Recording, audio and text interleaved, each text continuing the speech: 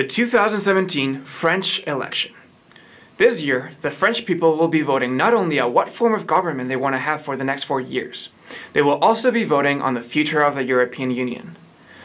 You see, depending on who comes out elected as the Prime Minister of France in May, the reality that we millennials have grown up knowing will either stay in place or dissolve for good.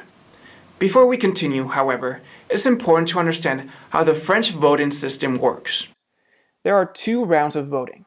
The first one, which takes place on April 23rd of this year, allows every candidate from every party to be included in the ballot. The second one, which takes place on May 7th, is a final face-off between the 2 candidates who obtain the most votes in the first round, regardless of political affiliation. The first round counts with 11 serious candidates, of which only 5 have considerable support: Marine Le Pen, Emmanuel Macron, François Fillon, Jean-Luc Mélenchon, and Benoît Hamon. Of these candidates, it is Marine Le Pen and Emmanuel Macron who have the highest chance to make it into the second round of voting, as per the latest polls. Le Pen is the leader of France's Front National, a conservative party founded in 1972 by Jean-Marie Le Pen, her father.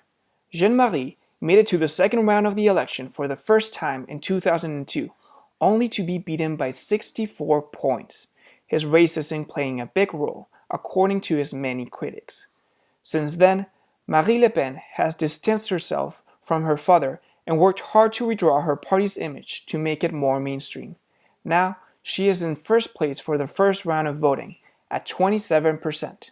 Le Pen has been dubbed as the far-right candidate by the mainstream media. Despite having some left-leaning economic proposals, she is vocally anti-EU, anti-Euro, anti-immigration, and anti-gay marriage. She is a self-described feminist who blames the European Union and the single currency for France's unemployment, sluggish growth, and social conflicts.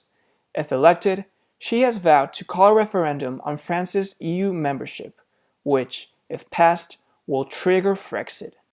Emmanuel Macron, the leader of the En Marche party, is relatively new to politics and now stands in second place for the first round. The former banker has emerged as a moderate alternative to Le Pen's ambitions, promising to continue the intake of refugees, promote European integration, and leave the French labor market intact. Unfortunately for Le Pen, the French 2-round system slashes her chances of victory. Once the leftist and centrist parties lose on April 23rd, on May 7th, their support will most likely shift to Emmanuel Macron, the safer choice.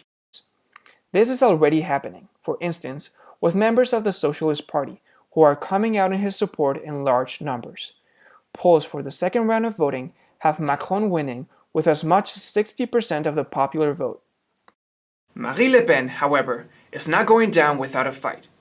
While her chances of winning the second round are pretty low, her popularity seems to grow every day. Thanks to her relentless efforts, her party has in fact become more mainstream.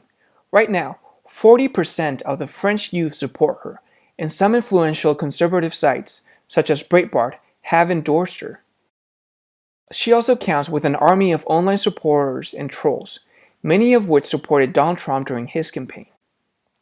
Given what is at stake, nobody is taking chances on her, as seen in the first French presidential debate, where she came under constant fire from the other 4 presidential candidates.